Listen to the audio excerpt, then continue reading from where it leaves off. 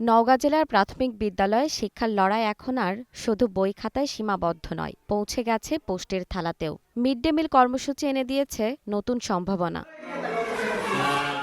জেলা প্রাথমিক শিক্ষা অফিসের তথ্য মতে ১১টি উপজেলার মধ্যে ২টিতে পাইলট প্রকল্প হিসেবে চালু রয়েছে এই কার্যক্রম। ৯০% উপস্থিতির ভিত্তিতে শিক্ষার্থীদের দেওয়া হচ্ছে দুধ, ডিম, কলা, বনরুটি ও মৌসুমি ফল। এই মিড ডে মিল কর্মসূচির ফলে উচ্ছ্বসিত শিক্ষার্থীরাও।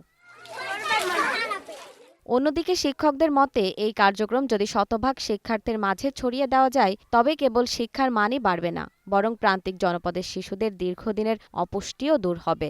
বাড়ি থেকে নাস্তা আনা লাগে না, খুব ভালো হয়। আমি অনেক খুশি, নাস্তা পেয়ে আমরা খুশি। আমাদের স্কুল থেকে টিফিন হয়, আমার খুব খুশি।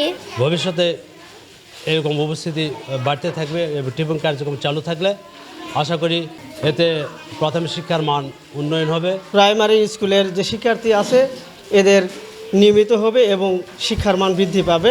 জেলা প্রাথমিক শিক্ষা কর্মকর্তা বলেন, এই প্রকল্প চালুর ফলে শিক্ষার্থীদের উপস্থিতি বেড়েছে এবং ঝরে পড়ার হার কমেছে। তিনি আশা করছেন এটি সব বিদ্যালয়ে চালু করা গেলে শিক্ষার মান আরও উন্নত হবে। এখানে দুধ, ডিম এবং ফল, মৌসুমি ফল দেওয়া হয়। এর ফলে আমাদের যে ঝরে পড়ার হারটা কমে গিয়েছে এবং উপস্থিতির হার অনেক বৃদ্ধি পেয়েছে এবং শিক্ষার্থী ভর্তি হার বেড়েছে। বিশ্লেষকদের মতে এই কার্যক্রম শতভাগ শিক্ষার্থীর মধ্যে বিস্তৃত করা গেলে অপুষ্টি দূর হওয়ার পাশাপাশি তৈরি হবে সুস্থ সবল একটি প্রজন্ম। জেরিন জামান, গ্রিন নিউজ ডেস্ক।